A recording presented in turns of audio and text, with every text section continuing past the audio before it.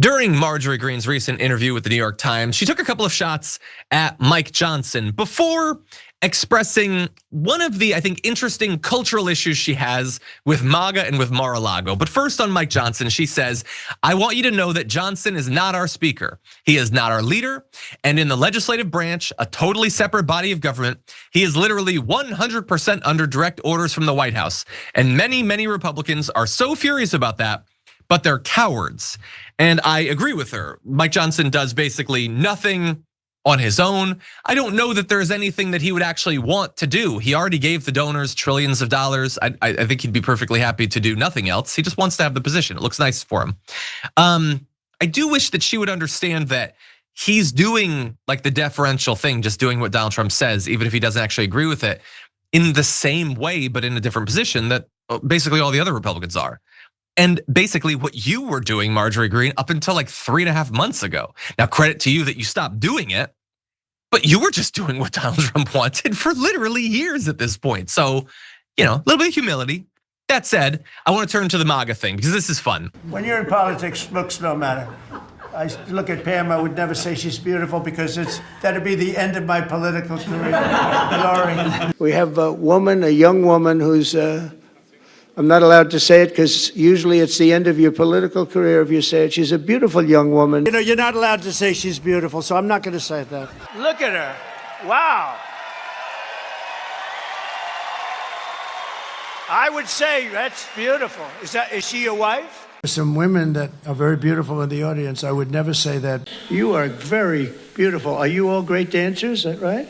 Look at that. Young, great dancers. Wow. She's beautiful and you are beautiful. When she gets up there with that beautiful face and those lips that don't stop, up like a little machine gun. She says, for a lot of MAGA, Trump is a savior and he's like a god to them. She also disliked the unctuous, hedonistic posturing at Mar-a-Lago. Again, that is exactly how she would express that, same words. She told me recently, I never liked the MAGA Mar-a-Lago sexualization. I believe how women in leadership present themselves sends a message to younger women. I have 2 daughters and I've always been uncomfortable with how those women puff up their lips and enlarge their breasts. I've never publicly spoken about it publicly, but I've been planning to. And this is something that I think a lot of people have been talking about. We've talked about it multiple times. It's the development of Mar-a-Lago face. And yeah, I don't like it. Like if you want to do whatever you want to do to your face, you do whatever you want to do to your face. I think that in the long run, or not even the long run, I think most people will probably regret a lot of these procedures because it's not a natural look or whatever, but that's just my taste. You can do whatever you want. But I think in terms of an area where I feel somewhat comfortable critiquing this is that I don't feel like any of this is what the individual people want to do.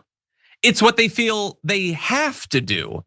Either because generally Donald Trump is so utterly focused on the physical attractiveness of women, which I think reflects really poorly on him, that he only, more than half of the country, more than half of his movement, he judges almost exclusively based on their looks and utterly ignores or doesn't even care about what other qualities they might have. So they feel like, well, I have to be hotter, or that they have to specifically look a certain way, that they have to contort their face and their body for the individual strange fetish of Donald Trump, this pervy grandfather figure. And it's never gonna work anyway, because as we've realized with more and more of the Epstein files coming out, you're never gonna make yourself look 16 again. So it's wasted money in the end.